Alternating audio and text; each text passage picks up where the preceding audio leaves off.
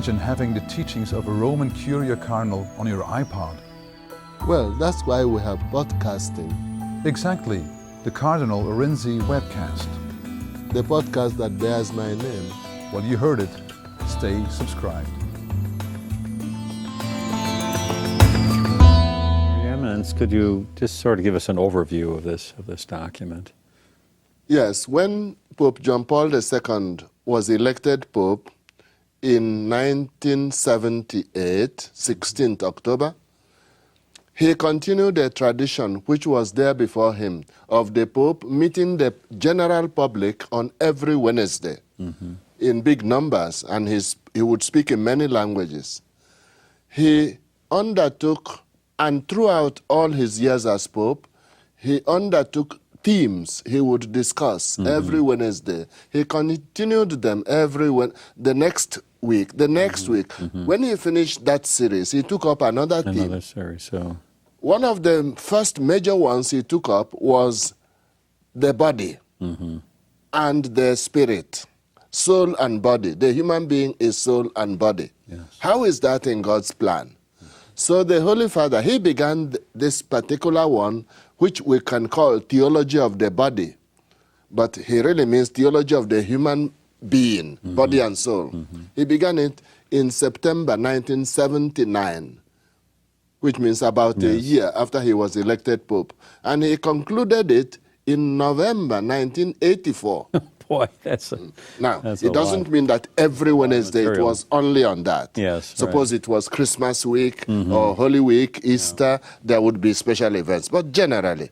So it's not a thing of one day. Obviously, people were very interested in having it as a book afterwards. Yes. And that's what we have now, which we are going to follow, the theology of the body. The Pope didn't write it immediately like that, but he gave the talks. So those who have the collection, they'll get there, the date on which he gave each address. Yes. That's the context. In that catechesis, the Pope presents a magnificent vision of the human person. These catechesis, that means explanation of our faith, transmitting our faith. They are centered on the human person, understood within the mystery of Christ. The Pope was very fond of quoting Gaudium et Spes, paragraph 22, that only in the mystery of Christ does the human being understand himself or herself fully. Right. The Son of God taking on human nature, somehow uniting himself with each of us, helps us to understand ourselves. So when we reconcile with God, we can now reconcile with our neighbor, but we have to reconcile with God first. Yes. We must get clear that we didn't fix ourselves up. It's God who made us. Yeah, he's our creator. Yes. And when the Son of God became one of us, taking our nature, that's very important for all of us. Yes. So he had hands, head, feet, like us. Although he differed from us, no sin. Yes. So he's true man and true God. I mean, he's two. I mean, he's fully that's human. That's the mystery. Yeah, fully human and fully divine. That's the mystery. Yes. And the same person, only one person. So the Pope says the human being can be understood only within the mystery of Christ. So going back to the biblical beginning, when God made Adam and Eve, as recorded in the book of Genesis, the first book of the Bible, the Pope discusses the bodily dimension of human personhood.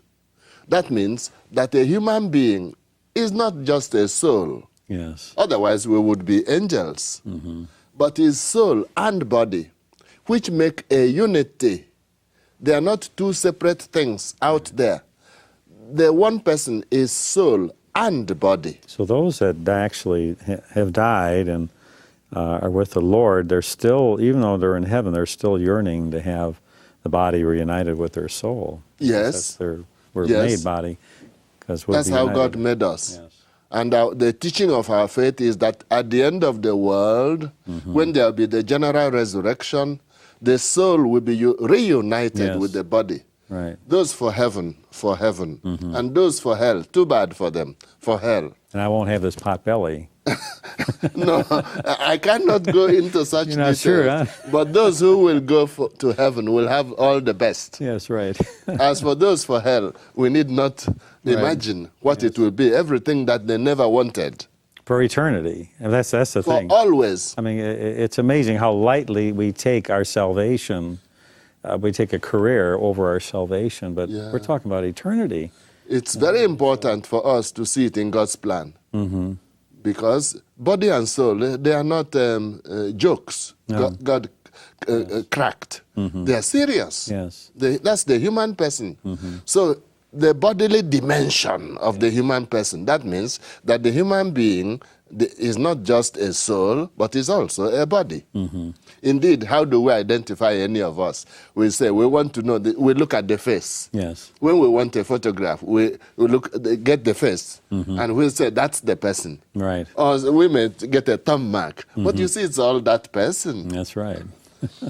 So the Pope discusses, therefore, particularly sexuality, what it means to be man and woman in all the senses of the word, and then marriage, of course, but not according to anybody's idea or hypothesis, but in the light of biblical revelation. Because it's really natural law, basically. I mean, it was started. I mean, the Catholic Church didn't invent marriage. That is true. It is natural law, Yes. basic, plus revelation. Yes, right.